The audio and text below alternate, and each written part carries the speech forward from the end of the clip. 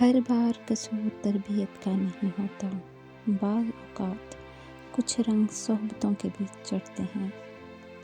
بدلتی ہوئی چیزیں اچھی ہوتی ہیں، مگر یقین کیجیے بدلتے ہوئے اپنے بہت تکلیف دیتے ہیں۔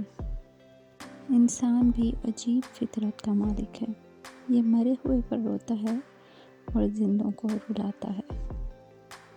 اشفاق احمد کہتے ہیں، من کے میل کو ختم کرنے کے لیے سب سے پہلے میں کو ختم کرو۔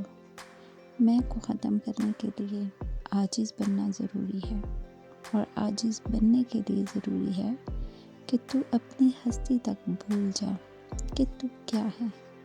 بس اتنا یاد رکھ، تو حق ہے، حق پر ہے، اور تجھے حق میں ہی جانا ہے۔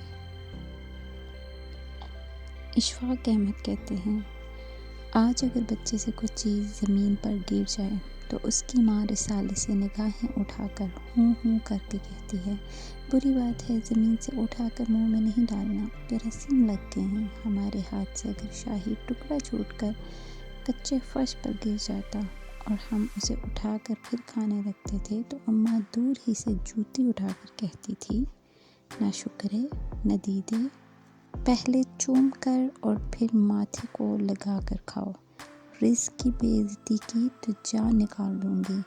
وہ جراثیموں سے زیادہ خدا سے ڈرتی تھی۔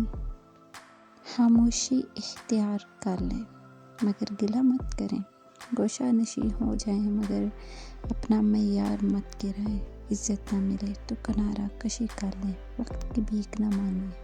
عزت اور محبت کے بغیر کسی رشتے کا وجود نہیں۔ عزت وہ نہیں جو باتوں سے سنائی جاتی ہے، عزت وہ ہے جو عمل سے دکھائی دیتی ہے۔